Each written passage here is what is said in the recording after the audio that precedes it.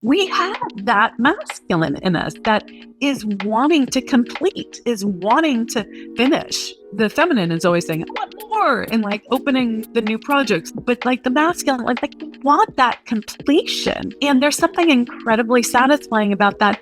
And it feels like it goes beyond just conditioning. Hello, and welcome to another episode of the Unstoppable Woman podcast. I'm Amira Alvarez. I am the founder and CEO of the Unstoppable Woman. And I'm thrilled to have on the podcast today, Veronica Clark. She is a woman who has done a lot of deep work on the masculine and feminine energies and how to embody that in her life and in her business.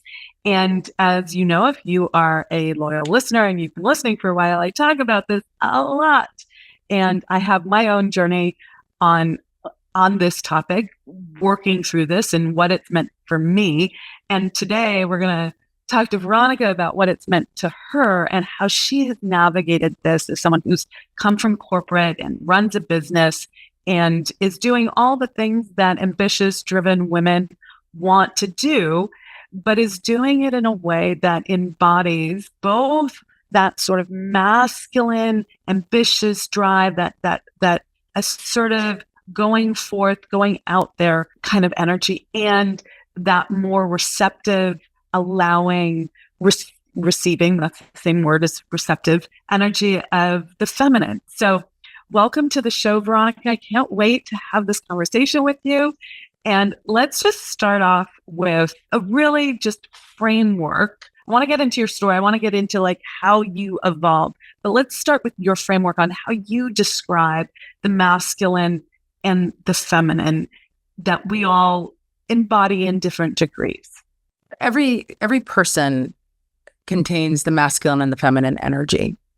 And so just one way for people to understand masculine and feminine energy, if they're not familiar with those terms, is like understanding the yin and the yang, or the sun and the moon, right? Here's an even better one would be masculine energy is like the river banks, and the river would be the feminine aspect. So every single one of us has masculine, feminine energy within us, regardless of our gender. And it's important for us to recognize that, because when these energies are out of balance within us, it's going to affect our relationships.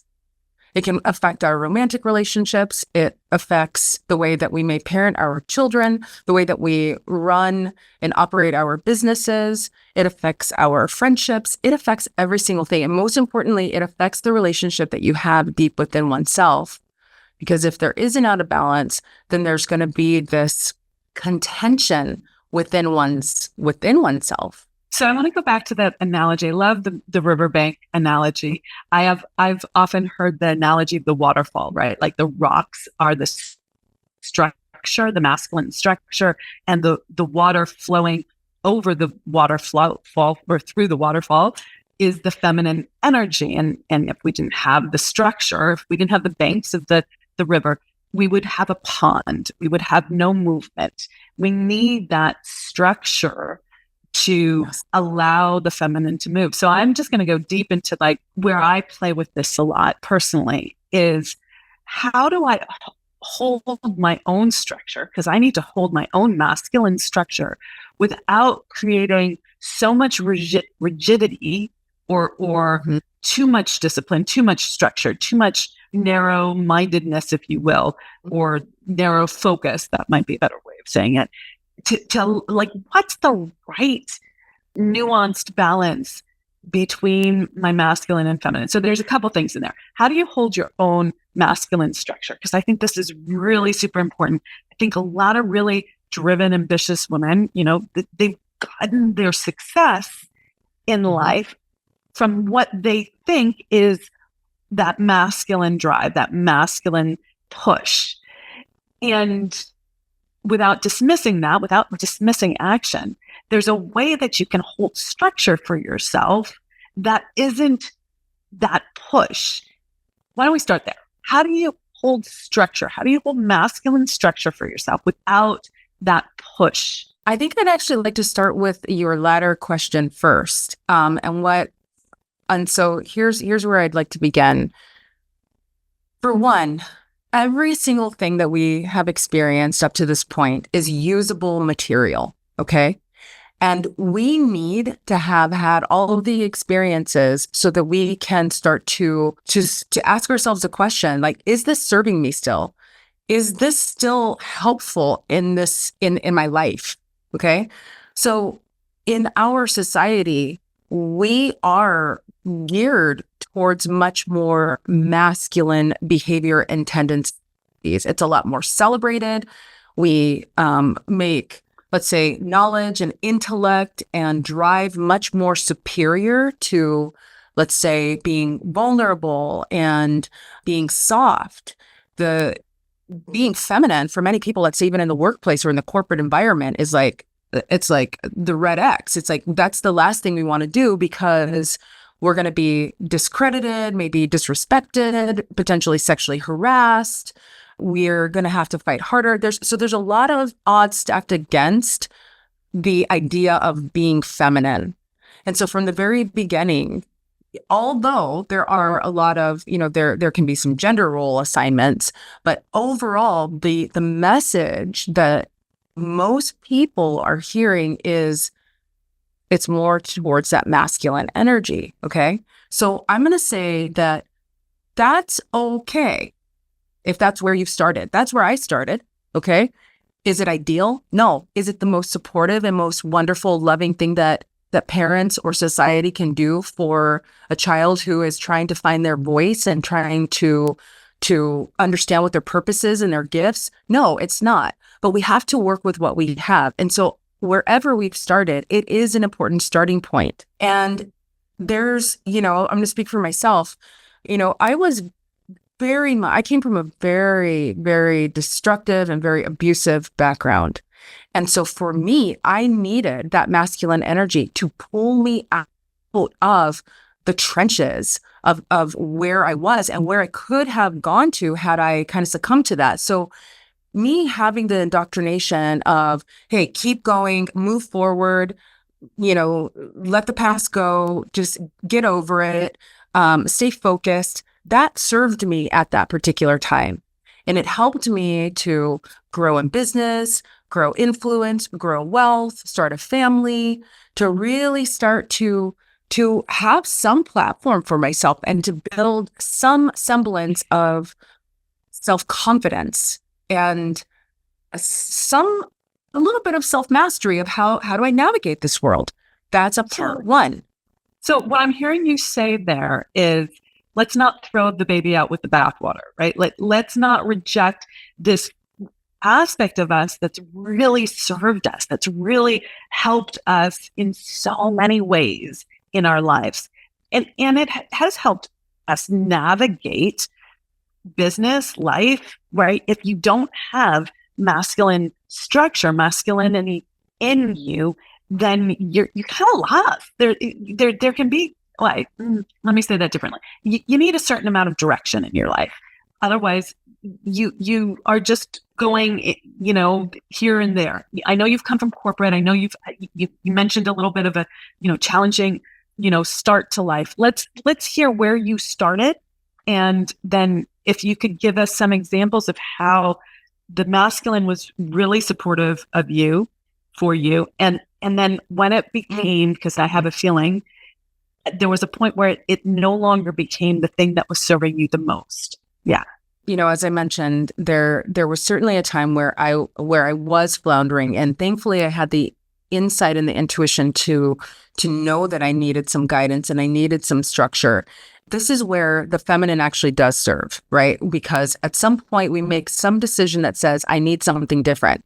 And so this can be that point. And this was certainly a point for me when I was about 18 years old, where I made a massive change from living in California and coming to Arizona, where I live now, to really live on my own and to make it on my own.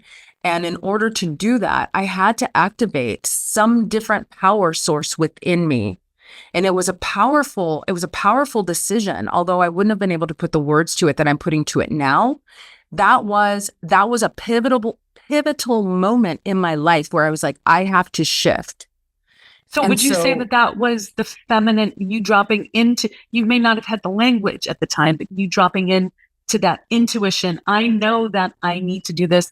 I don't have the rational reason. I don't have the, 5-page, business plan or pro-con list. You just knew. There was like some intuitive knowing. And that was the feminine saying, this, go. This is the energy that you need to follow. Yeah. Yes. The masculine and feminine are typically always present. However, we may quiet one or the other. And so I do want to be able to help follow this through, because I'd like women and all beings who are listening to this to be able to track in themselves, like, at what point in my life did I quiet my voice? At what point was my feminine present and I was ignoring? At what point did I make this decision to be more my masculine? Because we're fascinating and we are wise beyond our comprehension. And this is why it's so important to give credit to all of our experiences, even when they sucked, even when you were like, I never want to go back down that path again. But you know what?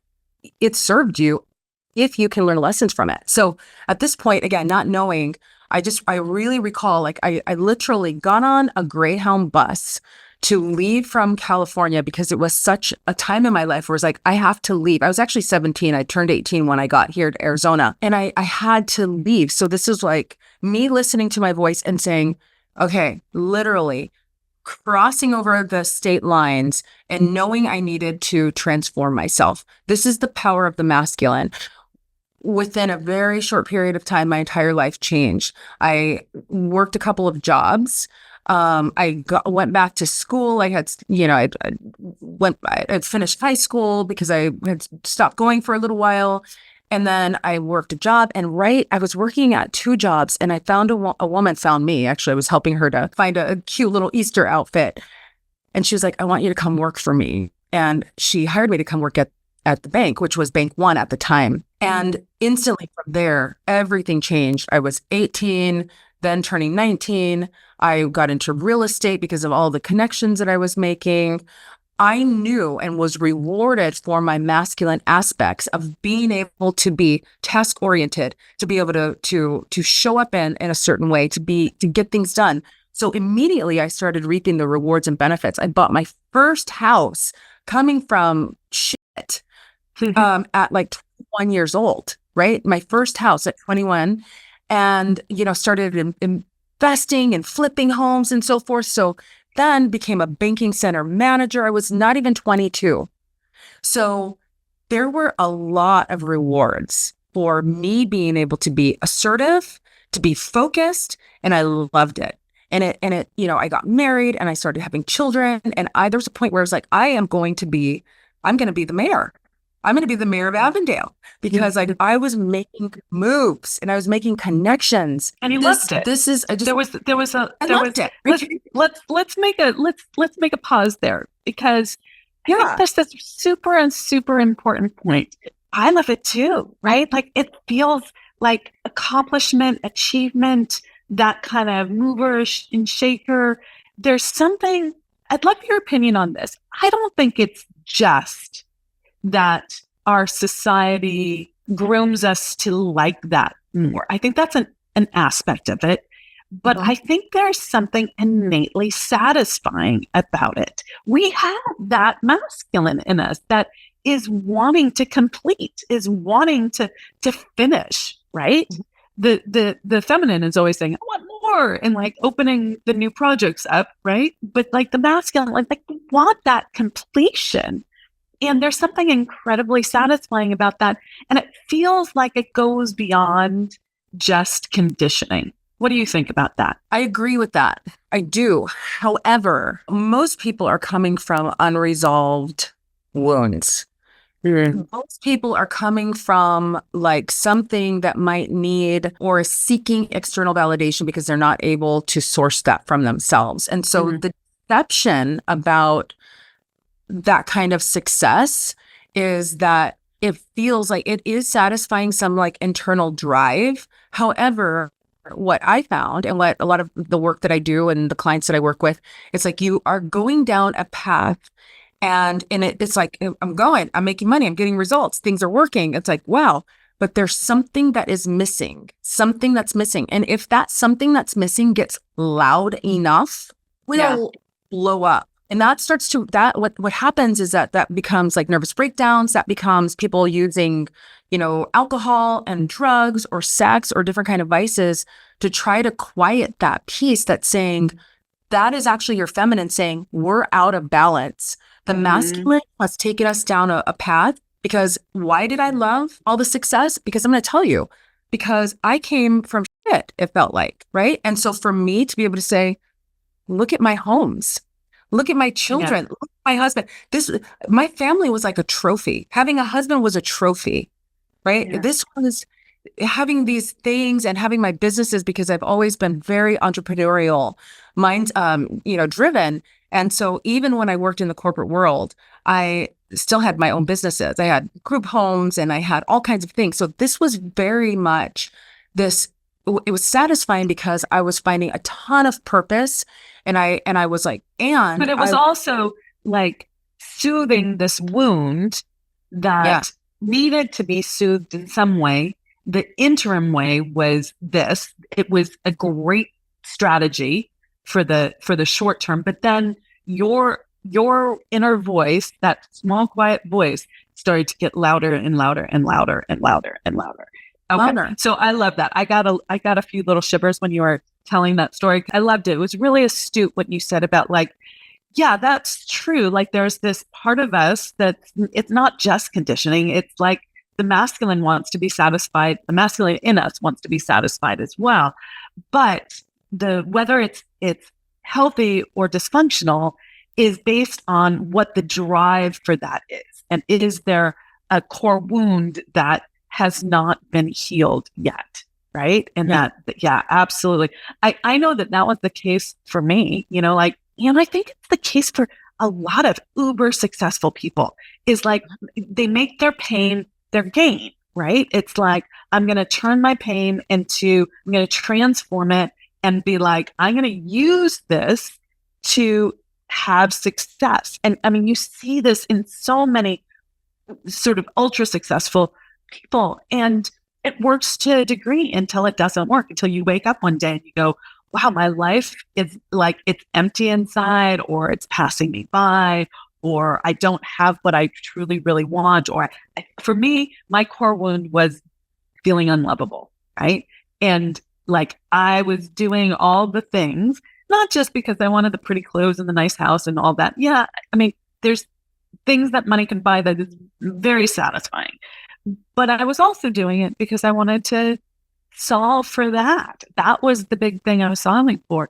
And, there was a point where I just kept working.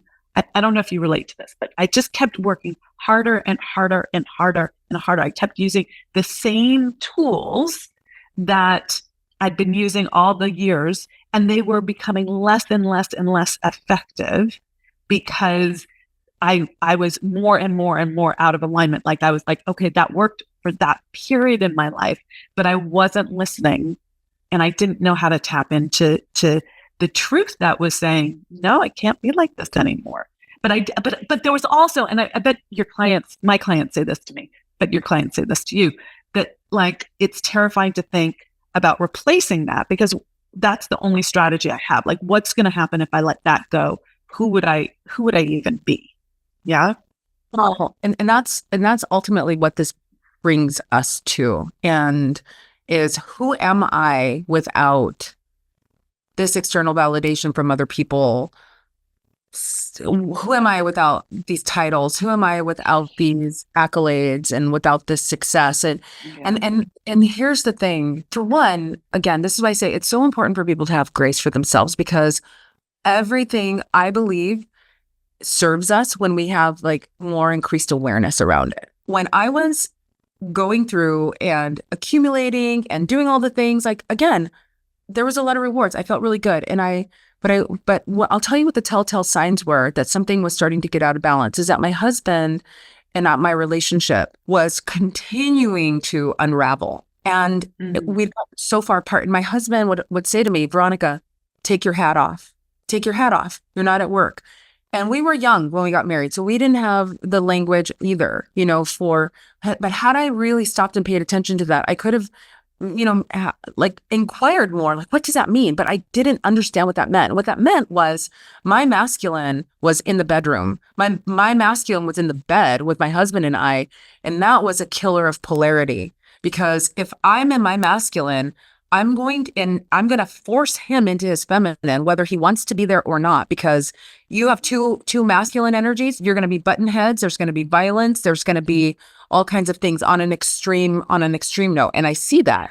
Define polarity for people. I talk about the law of polarity a lot. So people might be confusing sexual polarity with the law of polarity, though there's some interrelationship. So why don't you talk a little bit about what you mean by polarity? I'm talking about your ability to be really turned on and attracted to your partner, and your partner to be super attracted to you. And you have that magnetism between you that just draws you to each other and, really leads to that yummy, wonderful connection, like deep connection that I believe that our souls long for and crave for. And so in order to maintain polarity, which is created through the opposites in relationship, either no matter what genders, someone in the relationship is likely going to tend more towards the masculine energy and someone is going to tend more towards the feminine energy. And when you can understand those dynamics, then when you are with your partner, you can be more in the feminine. Well, they can be more in the masculine. And you are going to be able to have a much more like interplay of attraction for each other. So I think a great way of framing this for people who are new to the concept is that opposites attract. Okay. I mean, it's so simplistic, but it's kind of basic. We know that if you are the same as your partner, there's not going to be anything interesting that you're bringing to the table. Like it's just not going to, there's nothing new or different. And you want something that's different to spark that magnetism. Okay. And so my experience with this, Veronica, was, always being driven in my masculine and then not knowing how to take that off, similar to you were talking about this, not knowing how to take that off at the end of the day and step into my feminine. And I would say I've mastered that to some degree. There's always moments, right? What's, I think, an even more interesting question, and I'd love to get your insights on this, is how do we live from our integrated self, right? Our place where we're tapped into our soul, our exquisite feeling when we're really like alive, which to me is when the masculine and the feminine inside of us come together, and there is that magnetism inside of us, not just between people, but inside of us. And we feel this like aliveness, this electricity coming from us. But how do we work continuously from that place? And, okay, that's question one. Question two is, if I am more in my masculine versus in this harmonized place, how can I step more into my feminine during my workday so that it's not such a switch that I'm flipping, this kind of like whiplash at the end of the day? Oh, now I have to be in my feminine?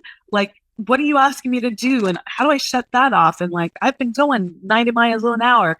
Like, I think there's a lot to be discussed there. I have my thoughts, but I want to know yours. Yeah. It's really about creating and cultivating that inner marriage, that relationship between the masculine and the feminine within.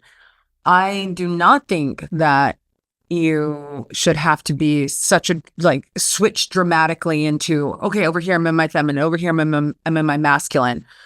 That shouldn't always have to be the case. Wherever you go, there you are. So if you can be in balance and in harmony, then you should be able to move like that, ideally. Now, there will be times where you may have to be more in your masculine. When I'm creating certain things, or like when I'm like, okay, I've got to be a little bit more task oriented, I may have to pull in a little bit more of my masculine energy to get things done, where my feminine wants to play a little bit more and is like, I want to just be creative. And, okay, yes, we need a little pause there. But overall, we want to be able to find balance within ourselves.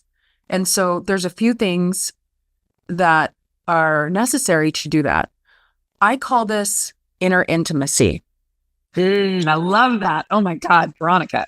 It is. I love it. So when I get like a hit like that, I'm like, okay, pay attention. Okay, let's continue. We must start to learn how to fall in love with ourselves and start to truly uncover and look inside ourselves to really understand ourselves and to nurture and love ourselves. So this is going to take some time. It is about, first of all, recognizing, okay, if I'm more in my masculine, there's a reason for that. There's a reason. I feel like maybe I need more protection, right? The masculine protects. The masculine is assertive and is dominant and takes charge and takes over.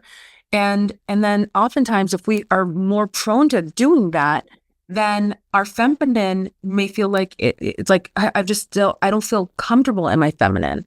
I don't feel comfortable being able to do that because maybe I don't feel safe.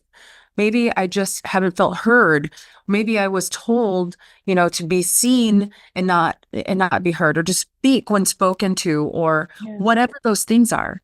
So it's just important to start to bring some awareness, like, okay, there's a reason why I do this. It's not bad. You don't have to go digging really deep. It's just to say, okay, I'm doing this for a reason. Is this serving me? How else would I like to show up? How would it feel if I were to show up different?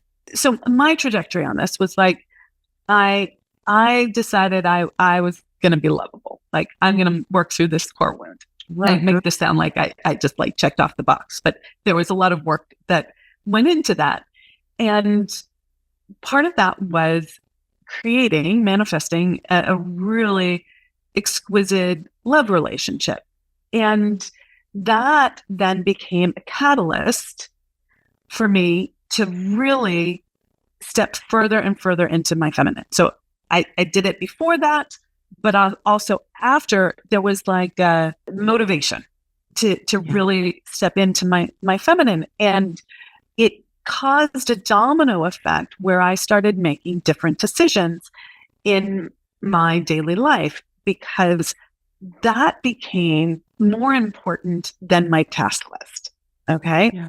And I share this because I want to give the audience a few little tactical things, like the masculine tactical things that I did to stay in my feminine. I created space in my day. I like eliminated practically 40% of the meetings that I was in. And instead, I had a long conversation sitting outside on the patio in the middle of the day, God forbid, in the middle of the day, not working, right, with my honey, and just was in allowing and receiving mode. And that was like transformative to me, because I would never have thought I could eliminate those meetings. I never would have thought that I could not be working all the time during work hours. And what it did was it helped me grow my business in different ways. It brought in different opportunities because I was not in this narrow, focused way. So I would encourage people to, if not something like that, figure out how to bring it more into your day. Now, I will have days that are back-to-back meetings still. Like, I'm not perfect, right? I will wake up and I'll be like, what the heck happened to my calendar today, right? Like, this is not it.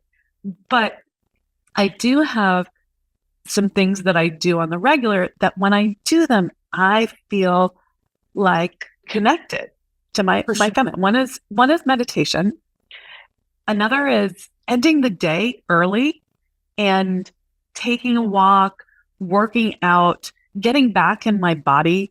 Some people are more into yoga or stretching. I do those too, but like something that brings me back into my body and is like a clear transition from workday to evening. And then I'm like, oh, okay, now here I am. Yeah. I'm back with me. And so those are some of the things I've done. I'm still moving the needle for myself and like, how can I bring more of that into the workday? And like how much feminine can I bring into my workday and still have my business flourish? And it's surprising how much. But have you found like what are your techniques around this? Yeah. Well, the feminine, right, like she's going to come from the inside out, right? The feminine is just starts to move from the deep within. And so you want to I personally pay attention to how I feel throughout the day. Yeah.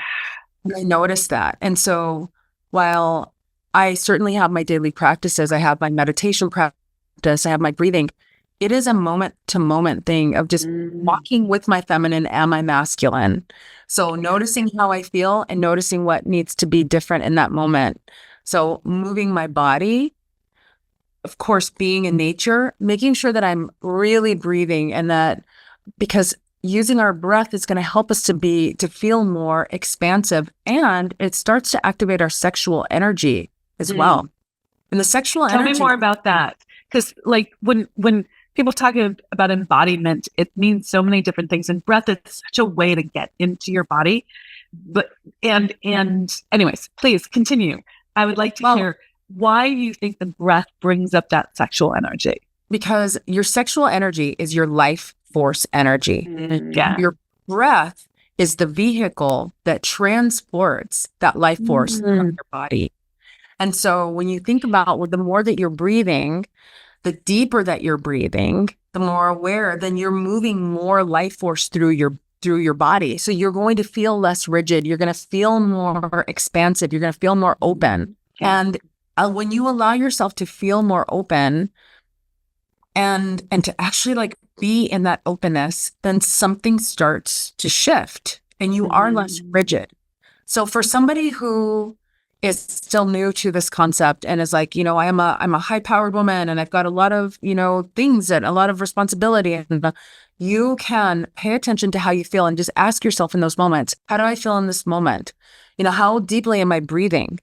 And start to breathe deeper into your body. Feel that breath in your belly. Feel the breath even in your breast and in your chest and your shoulders.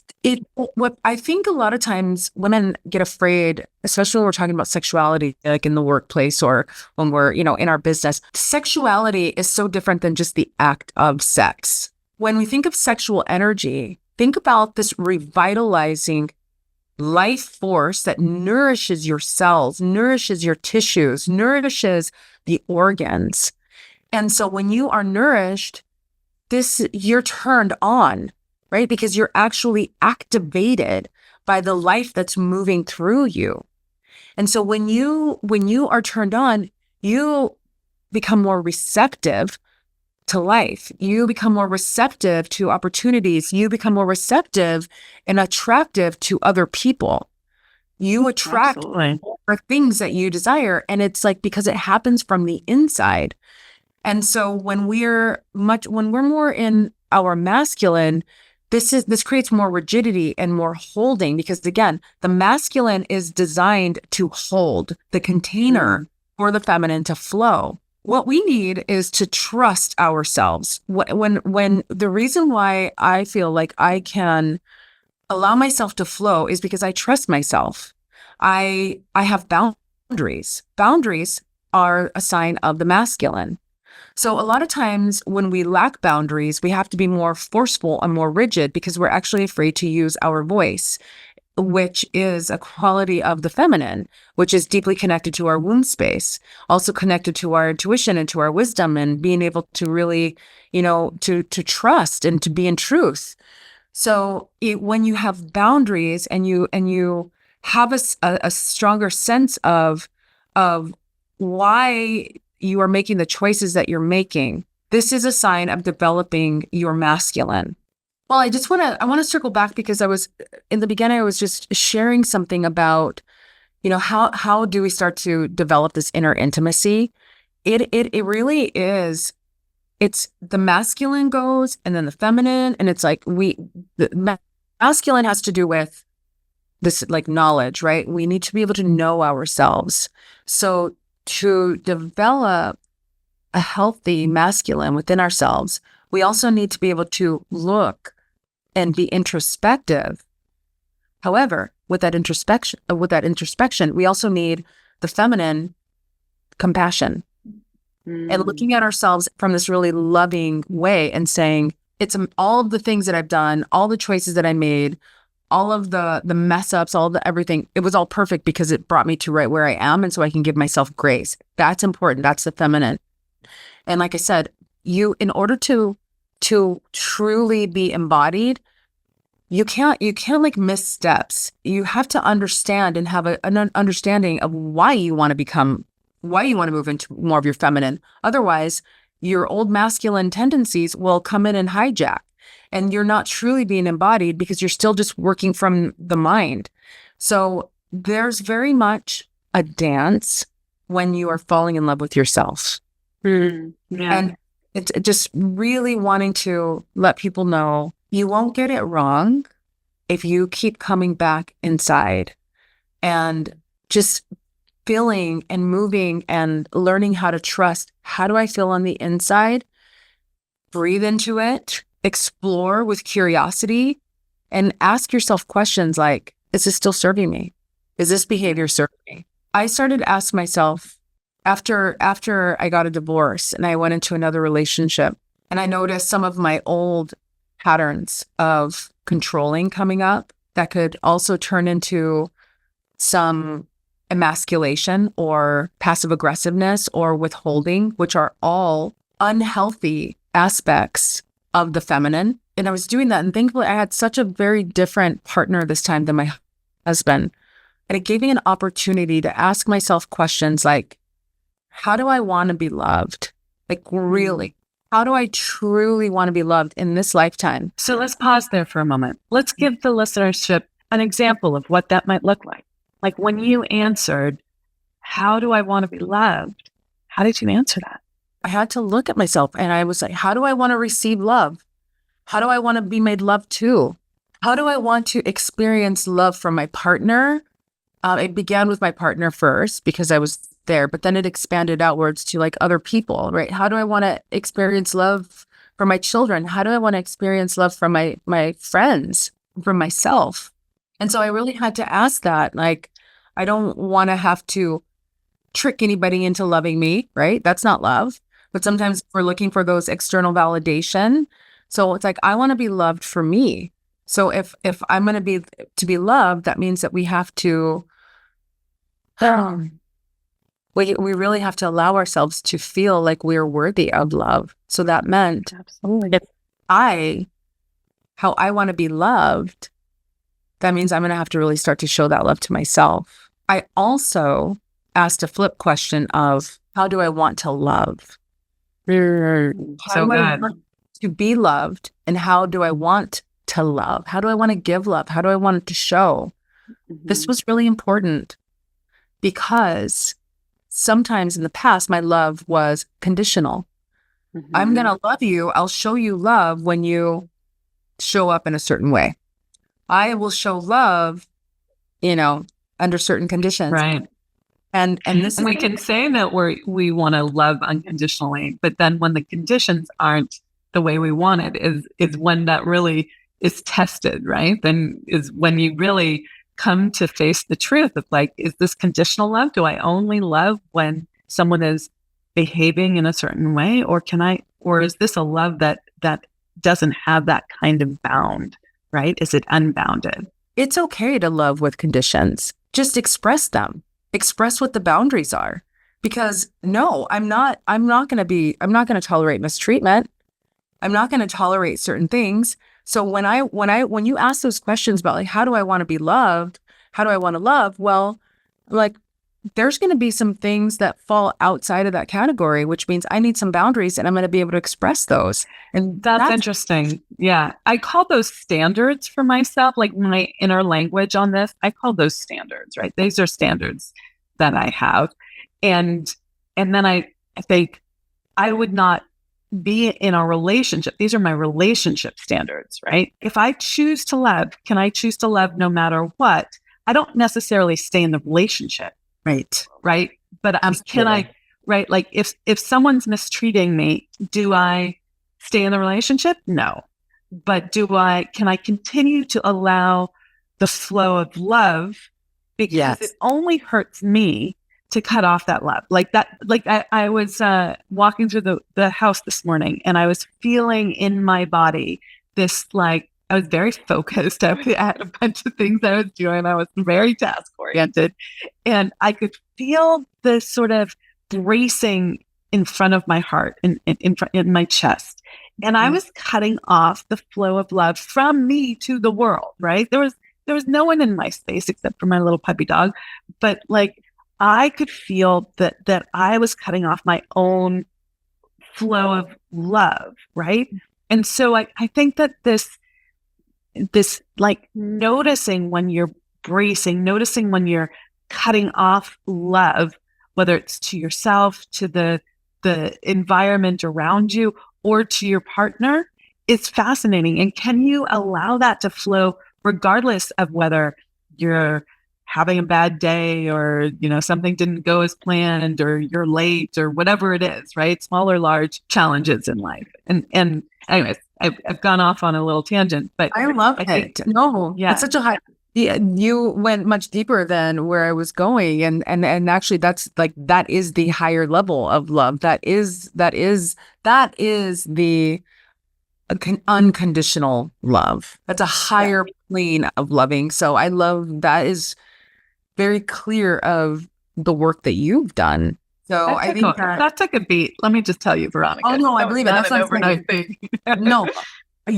I know. I plan on doing a TED Talk later this year, and it's gonna be on forgiveness. And so you can't come to that point unless you have done deeper level work. And I'm just saying, like, for people who are like just trying to kind of get started on this path, that's definitely a gem that you just shared. So yeah, but to your point, let's go back to conditions, boundaries, standards. There's different words. Like, let's not slice words, but there is a place for a hard no, right?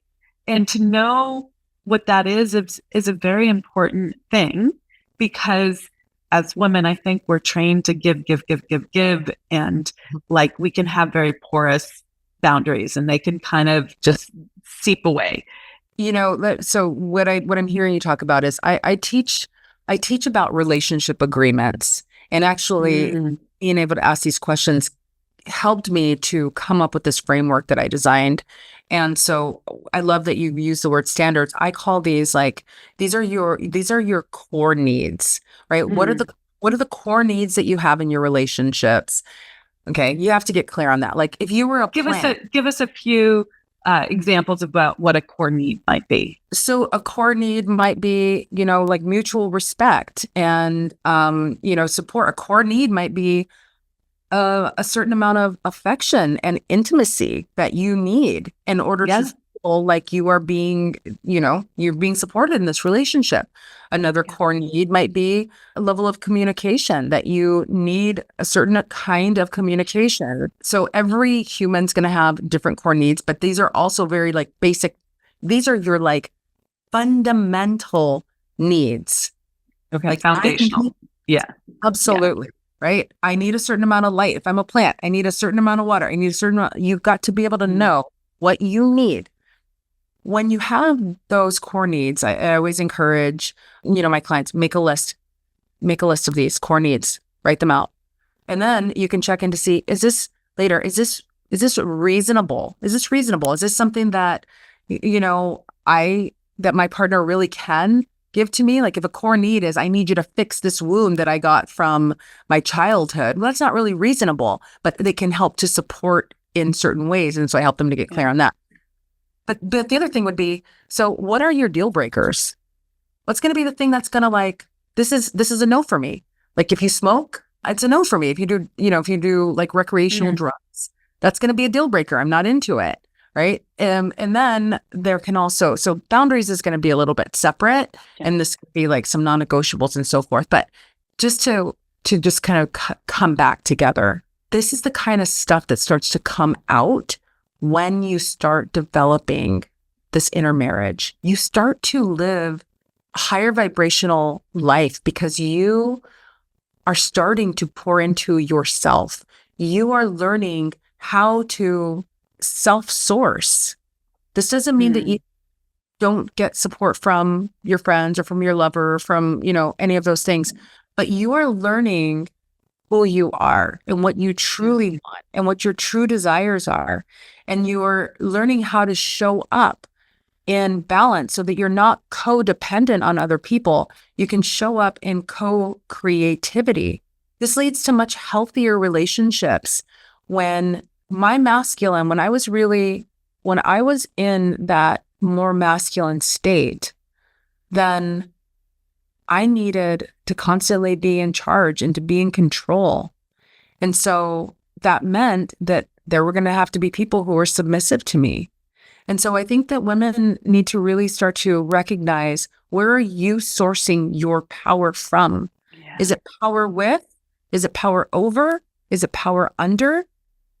And where so good.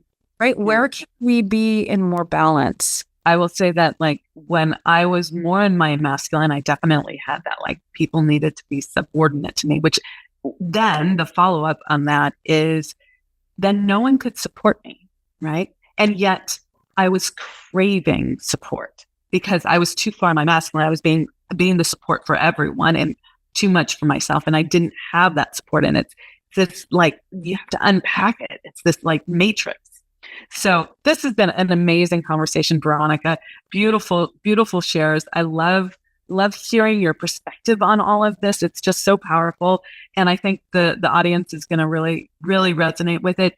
If they want to, I have a few more questions for you, but before I ask those, where can they find you if they want to learn more about what you do and who you are and all of that? I think the best place is my website, veronicalynnclark.com.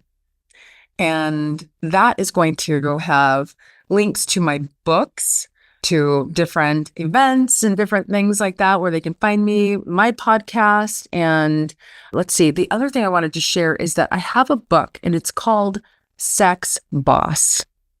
And the book was actually written because I was asked to speak at a conference for women. It was a leadership conference, and I've spoken a lot at leadership conferences, and so it was so funny. Just a quick short story, but I submitted my initial title for my talk, and the coordinator sent me a message, and she said, we were expecting a little bit something more edgy from you with the title. And I was like, really? And so I thought about it, and like, okay, well, corporate leaders and women, they like sex and they want to be sexual. And so I said, called Sex Boss. I love it. Sex stands for Sacred Energy Exchange. And so good. Right. And so you can take a look at this book because I talk a lot about balancing the masculine and feminine energies, and also to really help women to have different practices that they can do on their own to come into their feminine energy, as well as practices that they can do with their partner. So that is, I just wanted to make sure to give that book a shout out because I think that's going to be really helpful. I love it. I'm going to go check it out. I think that's great. So we can find that on your website. Is it also on Amazon as well? It is on Amazon as well. Yeah, it's on Amazon. Fantastic. And I have some affirmation card decks that actually goes with the book as well. So it's so cute. Just so the audience knows, if you didn't catch her website, we'll put that in the show notes so that you can find that there. Okay. Any other places where you hang out that you want to let people know about? Instagram. They can find me on Instagram. That you're on the gram. Okay. Great. On the gram. And I'm also come to see me at Savannah Wellness Resort and Spa in Carefree, Arizona. So I do a lot of workshops here, and it's absolutely incredible. So you have to come and check me out in those 3 spots. Okay, fantastic. I love it. I love it. I love it. Okay, so for our final 3 questions, can you tell me, like, a limiting belief that you had to get over, to move through in order to really receive your own feminine? That it was safe enough for me to be in my feminine. Absolutely. I had a limiting belief that being in my feminine wasn't safe, right? It wasn't safe because other women would be judgmental, right? There's Wait, let's just pause there. Can you just pause there, Veronica? So this is such a big one. Okay. I want to let you talk, but I just need to like underscore this. Like I run groups for very ultra successful women, and they're like the top of their game, and they think that no one gets them, but they're like desperate for connection. And part of the facilitation is to create a space where you can be yourself and not put up that wall so that you can feel safe and not feel like you're going to be criticized and judged by other women. It's such a rare thing to experience. We don't have nearly enough of that. So I'm a proponent. Yeah. I agree. And it's very necessary work, especially if we're going to truly expand. So that was something that I had to then trust sisterhood. I had to trust that. And that's really what allowed me to start creating women's circles and doing a lot more women's retreats and things. So yeah. And then I guess also with partners that because I was so used to being in my masculine, I remember I told one partner, I said, I need your man to be bigger than my man. And I'm a very big man.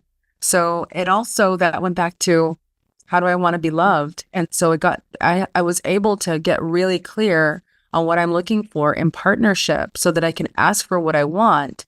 And that allowed the feminine in me to be able to relax and to really say, yeah, my partner can provide for me, can truly provide for me. And I don't have to compromise myself or dim my light. I can still be as big and bright and beautiful. And he's going to love that and is going to be and wants to provide for me in those ways. So that truly, as someone who was much more in her masculine, the practice of learning how to receive was absolutely crucial and pivotal to my ability to be in my feminine. Yeah. I love that. I love that. How about this question to end with? What is one way that you're still stepping into your self-worth, like the fullness of your worth? And what is one way that you're just super proud of having already stepped into your worth? Oh, let's see. Well, this is this is kind of tender a little bit. Actually, it's like right now, I'm getting ready to go to Bali here in a moment next week. And so I'm like, I got my hair braided and it's different for me than my normal look. And so I'll tell you, I'm always pushing my edges of like, where do I get too comfortable? Where do I get fixed in the way that I show up? And so I wanted to play and be a little bit more creative and a little bit more daring and do something out of the box. And so for me, this was really important because when I went into the corporate world, I mean, I was so rigid. I was like, black nylons, right? Black, suited and booted, hair straight. Like I looked like the picture perfect poster girl and everybody loved me. And I had all the accolades for that, right? Like I looked a certain way. I showed up, I got in the door. It's like, hello. So for me, really being able to uncouple that I have to look a certain way in order to have worth and value is absolutely key to my own integrity within. That it's like I can show up anyway as long as like I love me. I am showing up in a way that I want to for me, that's fun and playful. That's a way that I'm continuing to expand my aperture around my own self-worth and my own beauty, my own grace, my own everything.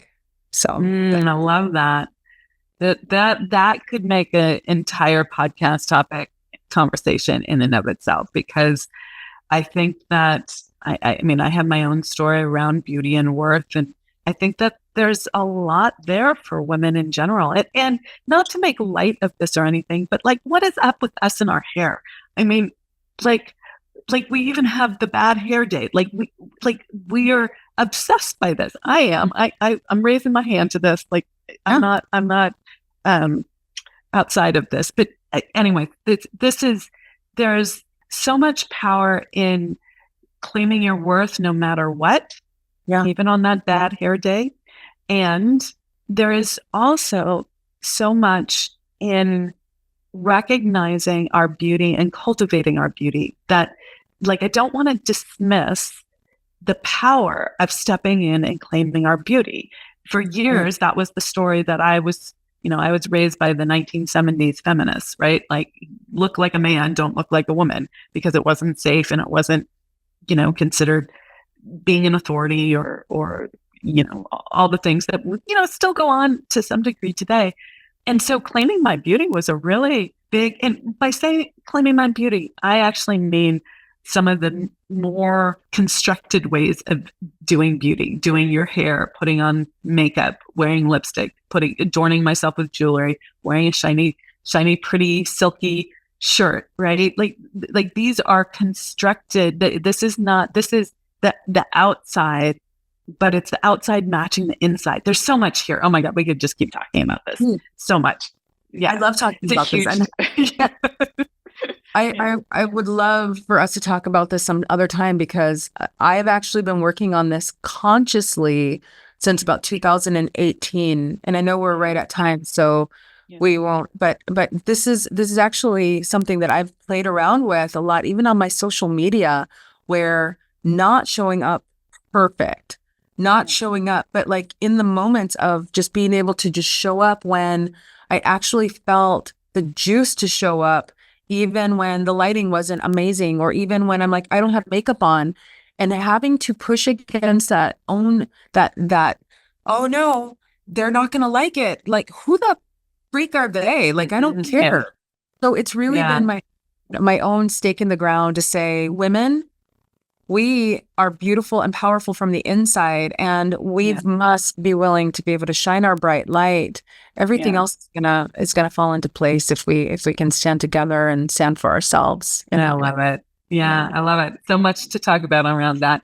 So thank you, Veronica, for being on the podcast. I just want to reflect back that there's like a huge breadth and depth of knowledge that you have on this, and I can tell that we've just touched the surface, and that I love the arc, right? We went in a lot of different places. This was a truly feminine, meandering of the conversation. There are a lot of open loops that we didn't close, but nonetheless, I feel like that this is the kind of conversation that more women need to be exposed to. And I'm so grateful that you're doing this work and sharing it in the world. So thank you so much for being a guest. Amira, thank you. It really has been a pleasure. Thanks so much, everybody.